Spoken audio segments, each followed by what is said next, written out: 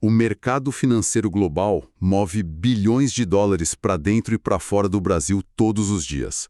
Decisões gigantescas sendo tomadas com base em planilhas que, surpreendentemente, ignoram por completo um ponto cego de mais de 2,8 trilhões de reais. Exatamente, Jonas. É um volume de capital que foge completamente da precificação óbvia. Bem-vindos ao Macroeconomia. Hoje a gente vai despedaçar os modelos tradicionais de Wall Street que tentam calcular o verdadeiro risco do nosso país. O título da nossa imersão de hoje é Entenda o Risco Brasil. E só para a gente situar quem está acompanhando, nós estamos gravando hoje, sexta-feira, 3 de abril de 2026. E a gente mergulhou fundo num levantamento institucional gigantesco, com dados fechados agora em abril de 2025. Bom, a nossa missão aqui não é só ler manchete, né? É separar o que é ruído do que é fundamento real. A gente quer revelar esses pontos cegos trilionários que os modelos tradicionais lá de fora simplesmente ignoram. É ir além das métricas rasas mesmo, Jonas. Entender a engrenagem profunda que encarece o capital por aqui, testando os limites desse consenso financeiro. Mas antes de desconstruir essas planilhas todas, eu quero deixar um agradecimento imenso a toda a audiência que acompanha o nosso programa. E claro, não deixem de interagir e engajar com o nosso canal, o Macroeconomia, que traz uma compilação de análises e notícias sobre macroeconomia, tecnologia e inteligência artificial. Com certeza, o engajamento de quem escuta é o que move essas discussões profundas. Mas, Jonas, o ponto de partida ideal para essa nossa análise é limpar uma neblina conceitual imensa que existe no mercado. É aquela confusão clássica entre custo Brasil e risco Brasil, né, Monique? Isso, falam como se fosse a mesma coisa, só que a natureza dos dois é completamente diferente. O custo Brasil, ele é sobre o atrito operacional diário. É a ineficiência palpável do sistema. É a burocracia, a infraestrutura que engargala tudo. Exato. Para materializar isso para os nossos ouvintes, o relatório traz um dado absurdo. Uma empresa de médio porte no Brasil gasta em média 1.501 horas por ano puramente com compliance tributário. Nossa, 1.500 horas? É muito tempo. Significa alocar departamentos inteiros para interpretar lei, preencher obrigação acessória e a média lá nos países da OCDE é de apenas 234 horas. Esse é o custo Brasil. Como se fosse um imposto invisível sobre a produtividade de quem tenta empreender aqui. Mas aí entra a outra parte da equação, né? O risco Brasil. Explica de forma simples essa diferença, Monique. O risco, ele é o preço da incerteza existencial, Jonas. É a dúvida do gringo. Será que o país vai pagar a dívida? Será que vão mudar as regras do jogo no meio do caminho? Pensa na Alemanha, por exemplo. A Alemanha tem muita regra, né? Sim, eles têm um verdadeiro custo Alemanha. Leis trabalhistas super rígidas, burocracia ambiental. Mas o risco soberano deles é a classificação máxima, AAA. O risco lá é virtualmente zero. Porque o investidor tem a certeza absoluta de que a regra escrita hoje vai continuar valendo amanhã, independente do atrito. Exatamente. Aqui nós punimos o capital duas vezes. O atrito operacional é altíssimo e o risco de mudança de rota é constante. E para dar um preço a essa incerteza toda, o mercado empacota isso em algumas métricas, né? O MBI Plus, o CDS, as notas de rating daquelas agências como o S&P e Moody's. O MBI Plus é a métrica mais famosa ali nas telas da Bloomberg, calculado pelo JP Morgan. Então, Monique, o MBI Plus é como se fosse o spread de um empréstimo no banco, comparando um cliente com histórico perfeito com outro que já renegociou dívidas no passado. A analogia é perfeita, Jonas. Se o Tesouro Americano emite um título pagando ali 4,5% e o Brasil emite pagando 6,7%, essa diferença é o prêmio exigido por esse histórico mais turbulento. É a taxa extra pelo susto, digamos assim. Bem isso. E o CDS segue a mesma lógica, só que ele funciona como um seguro contra calote. Quanto maior o medo de um calote do governo, mais caro fica o prêmio para comprar esse seguro. O que nos leva para uma pergunta central da nossa análise.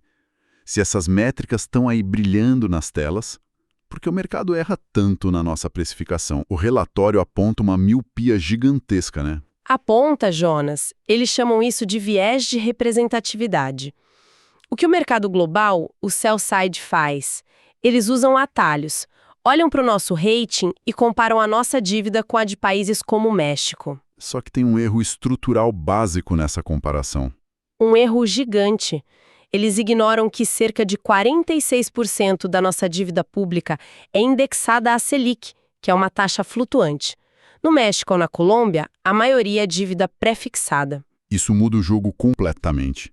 Quer dizer que qualquer choque de juros aqui bate na veia da nossa dívida de forma quase instantânea. Exato. É uma dinâmica de risco muito particular nossa, que essas planilhas gringas simplesmente deixam passar. Mas assim, Monique, sendo advogado do diabo, a gente tem um Banco Central com metas de inflação super elogiado. Isso não traz uma ilusão de controle para o mercado? Traz. A ilusão de controle é exatamente o termo usado no levantamento. O sucesso do regime de metas cria uma âncora, mas ela é frágil quando o fiscal aperta. O dado de 2021 e 2022 mostra bem isso. Quando a inflação bateu aqueles 10,7%. Isso, 10,7%. E aí exigiu o maior ciclo de alta da Selic da história do regime. E a conta chegou rápido para o Tesouro. A âncora monetária não se sustenta sozinha se a percepção sobre as contas públicas for de insolvência. É a pura mecânica de mercado, né? Se a gente olhar eventos históricos como a crise de 2002 ou aquela perda do grau de investimento em 2015 e 2016, os dados são muito claros. O mercado não avalia a ideologia, ele precifica a trajetória de dívida. Exato, Jonas. A postura técnica é fundamental aqui. O movimento de mercado responde a fundamentos, não a narrativas políticas. Bom, isso puxa o nosso roteiro para a parte mais assustadora dessa imersão. Os fatores que não estão lá nos modelos de Wall Street. Os pontos cegos trilionários. E o ponto cego número 1, Jonas, é um passivo gigantesco e silencioso. O déficit invisível dos regimes de previdência de estados e municípios, os famosos RPPS. E qual o tamanho desse buraco, Monique? O levantamento estima algo entre 2,3 e 2,8 trilhões de reais. Nossa, 2,8 trilhões. É uma bomba relógio fiscal que não está na conta do risco soberano principal. Não tá. A miopia é que as agências olham só para o setor público federal. Só que, se um estado quebra e não consegue pagar os aposentados, ele corre para Brasília para pedir socorro. É um risco de contágio federal inevitável. E se essa conta sobe para o governo federal, a gente cai direto no ponto cego de maior impacto sistêmico, a tal da dominância fiscal. A dominância fiscal é o risco número 1 em termos de gravidade. É o cenário onde o Banco Central é pressionado pela dívida pública explosiva e perde a capacidade de ancorar a inflação. E aí, se ele sobe o juro para conter a inflação, o custo da dívida explode junto, porque quase metade dela está atrelada à Selic. E a consequência disso, segundo os dados, seria um colapso de liquidez. O nosso CDS poderia sofrer um aumento de 200 a 350 pontos base rapidamente, gerando uma desvalorização cambial severa. Uma espiral terrível. Mas saindo um pouco do risco macro de calote e indo para a economia real. Os pontos cegos 4 e 9 trazem o risco jurídico e regulatório. Como isso impacta a vida das empresas na prática, Monique? O impacto é destruição de valor, Jonas. O relatório usa como exemplo a PESE do século, lá no Judiciário. Aquela exclusão do ICMS da base do PIS e COFINS. Essa mesma.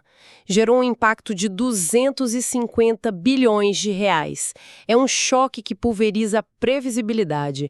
E no regulatório temos a medida provisória 579 de 2012. Aquela intervenção no setor elétrico, né? Foi pesada. Demais. Da noite para o dia, essa medida destruiu de 15 a 20 bilhões de reais em valor de mercado do setor elétrico, só por uma canetada alterando contratos de concessão. E o efeito prático disso, pelo que eu entendo da mecânica financeira, é que o investidor passa a cobrar muito mais caro para colocar dinheiro aqui.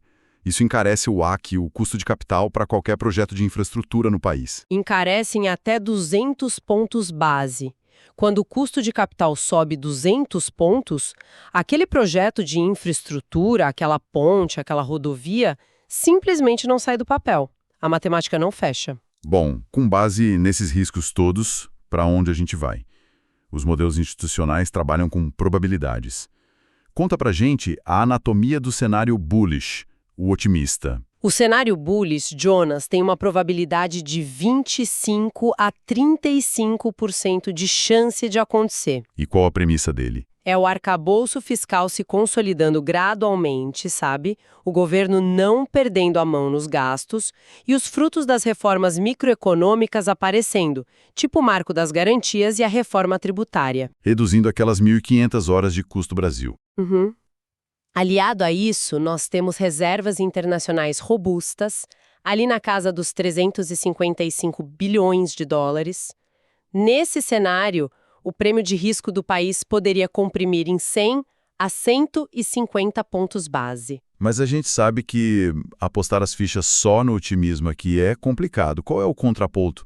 Traz o cenário bearish, o pessimista para nossa audiência. O bearish tem ali de 20 a 30% de probabilidade.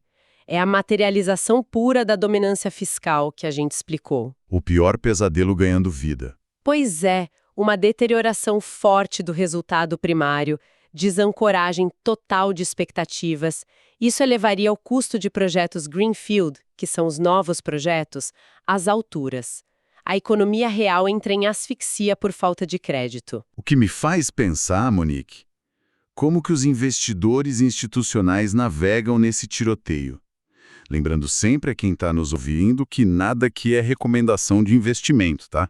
É puramente uma leitura estratégica dos dados. A palavra-chave para esses grandes players é assimetria, Jonas. Lembra da miopia de Wall Street? O mercado gringo aplica um desconto de risco Brasil de forma generalizada e cega. Eles carimbam o país inteiro com o mesmo adesivo de perigo. Exato. E o insight estratégico é achar quem está imune a isso. Descobrir quem o mercado pune injustamente. O melhor exemplo disso é o setor do agronegócio exportador. Ah, porque ele funciona como um hedge natural contra as nossas próprias crises. Perfeito, Jonas.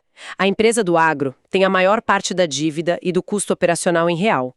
Mas a receita dela, a venda da commodity lá fora, é em dólar. Então, se o risco Brasil piora e o real derrete frente ao dólar, a receita dessa empresa dispara. Ela ganha dinheiro com o caos que apavora os outros. Exatamente. E mesmo assim, por preguiça analítica, os algoritmos lá de fora vendem as ações dessa empresa só porque a matriz fica no Brasil. Outro exemplo gigantesco é o setor de saneamento. Com aquele pipeline absurdo de leilões. Sim, um pipeline de 700 bilhões de reais é infraestrutura com receita regulada. A demanda por água e esgoto não cai com a inflação e os contratos prevêem reajuste tarifário automático. O segredo não é evitar o risco Brasil, é descobrir quem o mercado está precificando errado por preguiça analítica. É a frase perfeita para resumir o racional desses fundos, Jonas. Tem que ir além da superfície. Bom, a grande questão que fica para explorarmos e refletirmos a partir de agora é o que acontece com essa precificação do risco Brasil e com esses setores estrategicamente descontados se o mundo inteiro entrar num ciclo severo de restrição de liquidez. Será que nossos hedges naturais segurariam o tranco num cenário global de pânico? Fica aí o pensamento provocativo. Porque, no fim das contas, a leitura do risco Brasil exige ir muito além do óbvio, né, Jonas? Sem dúvida. E peço a atenção de todos para o nosso aviso obrigatório sobre o conteúdo de hoje. Esse material é um compilado de projeções e informações abertas de fontes terceiras e tem caráter meramente informativo e educacional. Não quer apresentar nenhum viés ideológico, não constitui recomendação de investimento ou aconselhamento financeiro de nenhuma natureza. Projeções estão sujeitas a frequentes revisões de acordo com as novas informações obtidas, novos fatos externos e mesmo novas narrativas. De igual forma, desempenhos passados não são garantia de desempenhos futuros. Eu agradeço profundamente a todos que acompanharam a análise de hoje. A gente convida todo mundo para as nossas próximas discussões. Esse foi o Macroeconomia IA de hoje. Ficamos por aqui e vocês? Fiquem bem e atentos às nossas novas transmissões. Se inscrevam em nosso canal e sigam Macroeconomia IA nas redes sociais. Tchau!